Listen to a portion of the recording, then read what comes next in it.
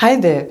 So, do you have property at home? Do you know that steep penalties might be accumulating on your property because of new measures that have been introduced by Ministry of Lands? So, stick with me and watch this video and I'll tell you all about it.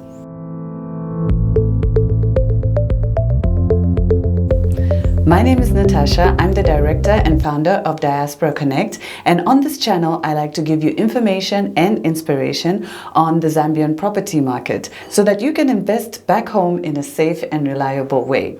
So now in this video I want to talk about some of the costs associated with owning land. If you watched my last video, I talked about council rates and why the rates that you're paying on your property might be going up.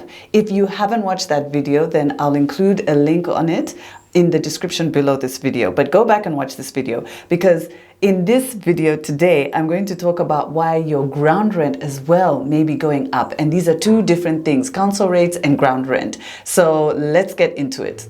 In very simple terms, if you own land that's on title, then that land is owned by the state. So all land that is on title is owned by the state. They are the ultimate landlord, and we are just tenants. So we lease the land from the government for 99 years, and like all good tenants, we have to pay rent, and that's why it's called ground rent. And ground rent, like all rent, is mandatory.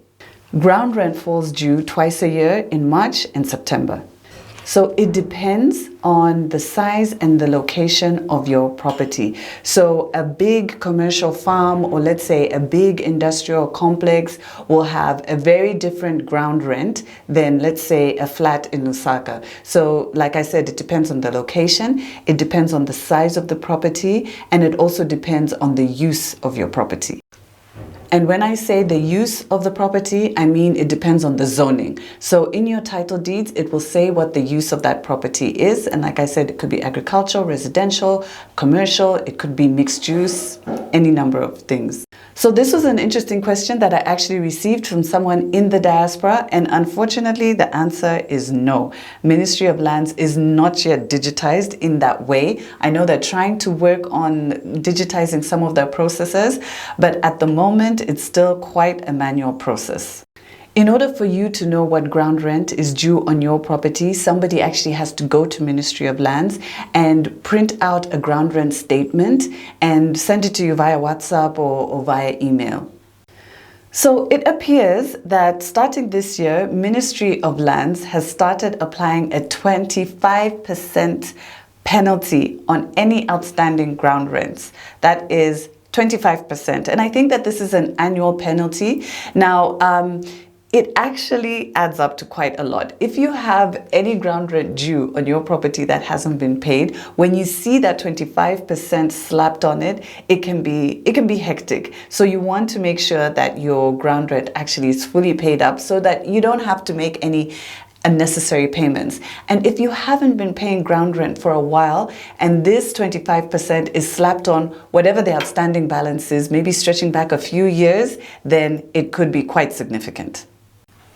All right, so there are 4 things that you can do to avoid having a high ground rent bill, and immediate steps that you can take. So number 1, get a trusted person to go to Ministry of Lands and, like I said, do a search for you on your property number. Now, in order for them to do that, they need the actual property number as it appears in your title deeds or your letter of offer, not a physical address. So not number 25 Katandwa Road or something like that. That's not going to work. They need the official property number. The second thing that you need to do when you get that statement is check it for accuracy, because sometimes mistakes are made, and you may find that there are certain payments. If you've made certain payments that are not reflecting on the account, then you can have your statement corrected. So make sure that your statement is accurate.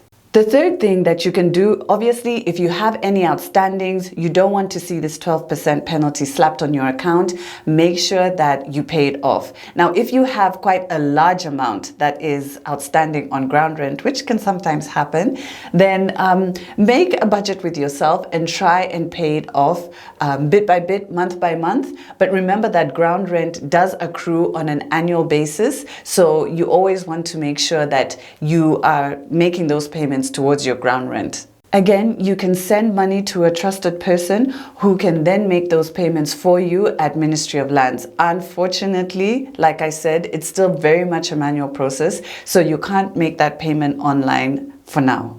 Fourthly, and I would say that this is the most important thing, whenever you make a payment of ground rent or whenever somebody makes a payment of ground rent on your behalf, make sure they send you a receipt. They can send you a copy of the receipt straight away via WhatsApp or email, but let them actually post you the original copy of that receipt so that you can keep it and it can form part of your records.